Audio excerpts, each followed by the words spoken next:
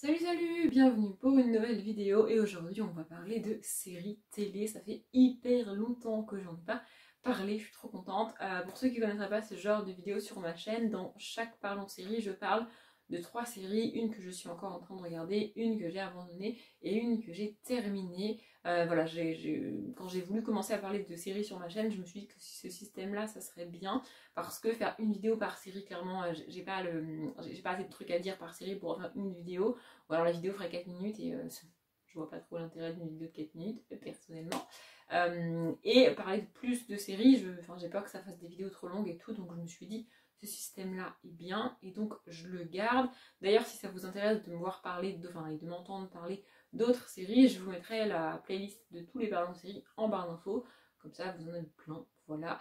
Bref, du coup, on y va. Les 3 séries du jour, c'est Chicago Fire, Beauty and the Beast et The Big C. Et la première, c'est celle que je suis encore en train de regarder donc, et c'est Chicago Fire.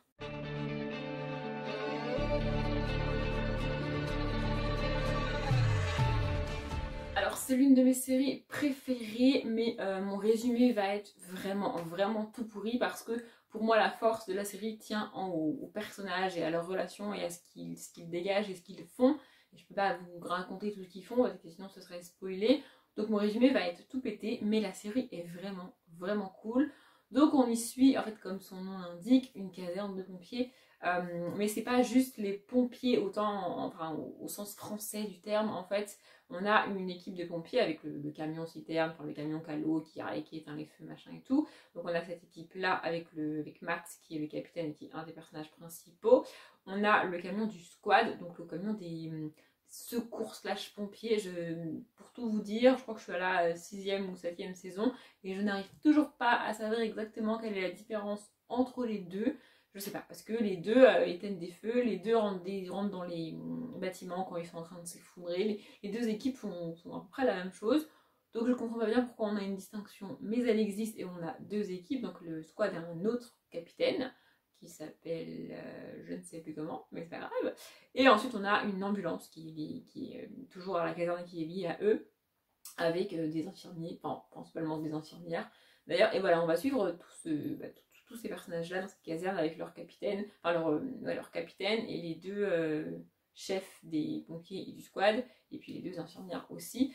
Il y a pas mal de changements et de départs au niveau des acteurs. Voilà, tous les acteurs ne restent pas toutes les saisons, enfin genre tous les acteurs qui sont présents au début de la saison 1 ne le sont plus là. Il y en a encore certains qui sont toujours présents, mais voilà, on a pas mal de départs et d'arrivées, du coup, ce qui aussi dynamise la série et permet à une série de continuer, en fait, un peu comme dans Grey's Anatomy. Voilà, dans Grey's Anatomy, je crois qu'on est je sais plus à la combienième de saison on est, mais on n'a pas du tout le même casting qu'on avait au début de la saison 1. Et c'est aussi ce qui permet à une série de durer dans le temps, parce que comme ça nous permet à nous, spectateurs, de ne pas s'ennuyer, n'est-ce pas? Donc voilà, on va suivre ça. La série démarre, je crois que la première scène, ils interviennent sur une maison qui est en train de brûler et malheureusement il y a un pompier qui va décéder dans cet incendie en fait, et ça va générer des désaccords et des engueulades un peu dans la caserne parce qu'il y en a qui sont pas d'accord, ils disent que c'est la faute de machin et puis c'est la faute de bidule et puis bref. Et donc c'est dans ce contexte-là qu'on va découvrir les personnages. Matt, donc, qui est le chef du camion pompier, est l'un de mes personnages préférés. J'adore ce personnage, il est juste génialissime.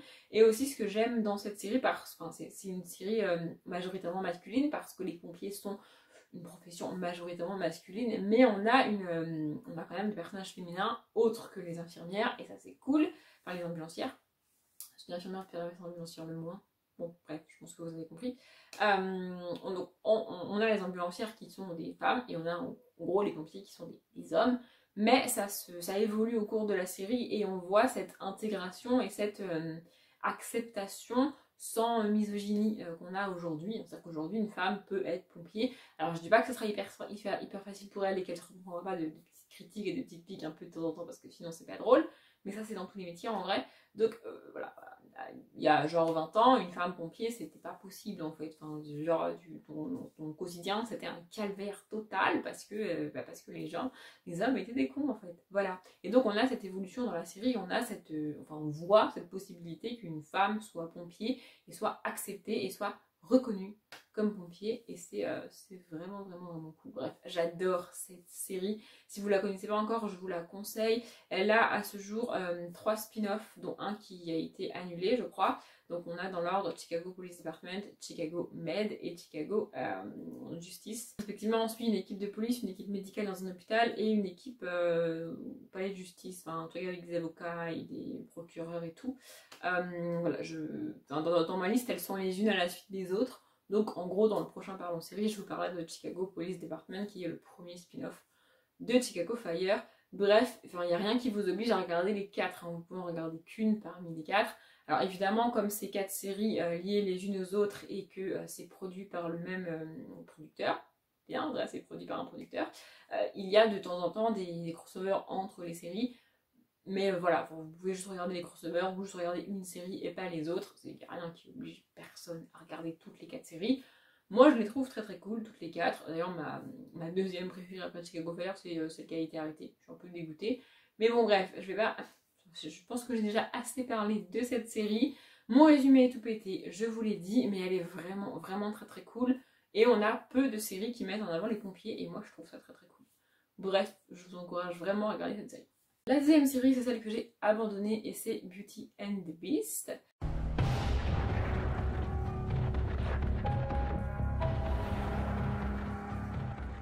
Alors là, j'ai vraiment craqué proche de la fin. Il y a 4 saisons, si je dis pas de conneries, vous l'aurez vu juste avant si vous avez pris la peine de lire ce que je mets 1000 ans à faire. Donc je crois qu'il y a 4 saisons et je crois que j'ai regardé le premier épisode de la 4e saison et là j'ai dit stop, je n'en peux plus.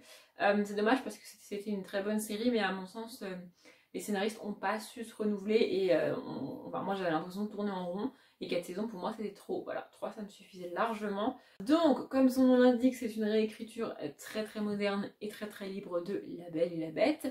En fait, on a un homme qui a été, qui appartenait à l'armée, je crois. Alors mes souvenirs sont très fous parce que ça date. Hein. En plus la saison 1, ça date pour moi encore plus, mais bref. Donc voilà, je crois qu'il appartenait à l'armée et qu'ils ont fait des espèces de tests sur lui à base de modifications corporelles pour qu'il soit hyper musclé, hyper fort, qu'ils lui ont injecté tout un tas de trucs bizarres. Ce qui fait qu'aujourd'hui, il a des réactions physiques qui le transforment presque en bête, un peu le principe de La Belle et la Bête. Et au début de la série, on a une jeune femme qui ne s'appelle je ne sais plus comment, et qui va découvrir tout ça et qui va essayer de l'aider lui. Et donc voilà, ensemble ils vont former La Belle et la Bête. Je crois que lui s'appelle Vincent, mais alors elle, je ne me rappelle absolument pas de son prénom dans la série, je suis désolée.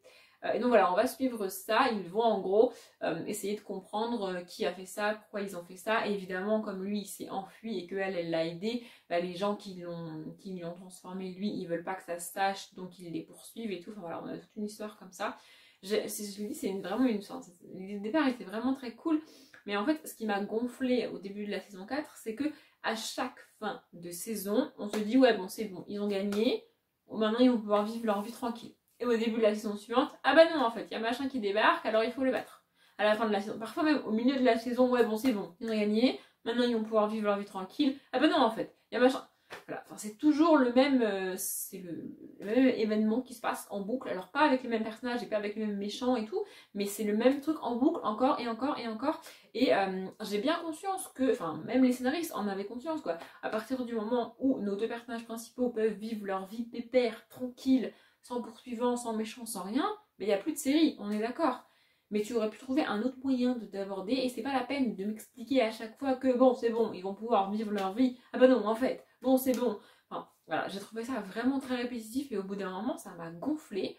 Donc au début de la saison 4, quand j'ai vu qu'on repartait sur le même délire, je me suis dit non, j'ai pas envie de retaper une saison, j'ai la flemme. Clairement j'avais la flemme. De mémoire, on n'est pas sur des saisons de 20 épisodes, hein. Je crois qu'on est sur des saisons plus courtes que ça. Mais j'ai pas pu, franchement j'avais pas envie de faire l'effort de regarder encore une fois une saison avec les mêmes événements et les mêmes, en fait c'est les mêmes codes qui reviennent.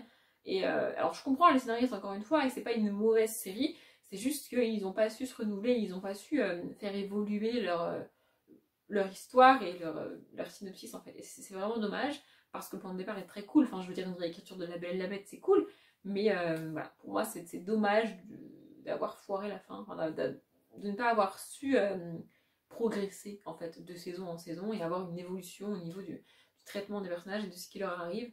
Voilà, je pense que j'ai assez répété de fois la même chose. Si vous voulez quand même la regarder et que vous la connaissez pas, franchement essayez, hein. C'est peut-être juste moi qui en ai eu marre, peut-être parce que je les ai pas regardées une saison par an, peut-être que parce que je les ai regardées plus rapprochées, j'en sais rien, j'en ai juste eu marre à la fin, donc j'ai arrêté. Et enfin, la dernière série, c'est celle que j'ai terminée et c'est The Big Sick.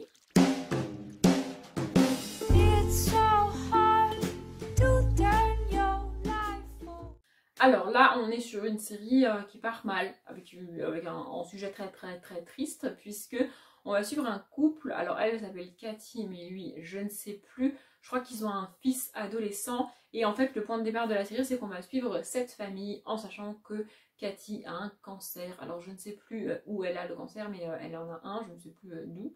Mais voilà. Et donc voilà, on va suivre cette famille-là avec parfois les traitements. Parfois Cathy est motivée, elle veut se soigner et tout, elle va à l'hôpital, elle fait les traitements, elle est à fond. Et puis parfois elle lâche tout, elle en a marre, elle est au fond du seau, elle en aura le cul, elle dit vas-y c'est bon, de toute façon je vais mourir, c'est mort, j'en ai marre de me soigner, j'en ai marre d'y aller, j'en ai marre de la chimio, j'en ai marre de vomir, j'en ai marre, c'est la merde, vraiment, voilà. C'est une série extrêmement humaine, alors c'est pas mélo du début à la fin, c'est pas triste tout le temps, ça reste un sujet très difficile et qui touche malheureusement pas mal de personnes. Mais on a aussi des moments drôles, on a des moments où Cathy elle-même rit de son cancer, on a des moments où elle est extrêmement positive, extrêmement joyeuse, où elle est capable de voir le bon côté des choses, même si c'est pas toujours facile. Et voilà, on a des moments où, comme je l'ai dit, elle déprime, elle ça va pas du tout, évidemment. Et son mari est hyper cool, c'est un personnage vraiment top. Bon, le fils est en pleine crise d'ado, donc bon voilà, mais ça reste une famille globalement unie. Et voilà, c'est une série que j'ai vraiment beaucoup aimée. Alors au moment où je l'ai regardé, je n'avais pas été touchée personnellement dans ma famille par le cancer. Depuis malheureusement ça a été le cas. Mais je pense que ça m'a permis de comprendre pas mal de choses et de voir la situation mine de rien de l'intérieur, parce que vu que moi je l'avais pas connu, je savais pas ce que c'était en fait au sein d'une famille, ce que ça pouvait provoquer, comment ça pouvait bouleverser la vie des gens et leur quotidien en fait.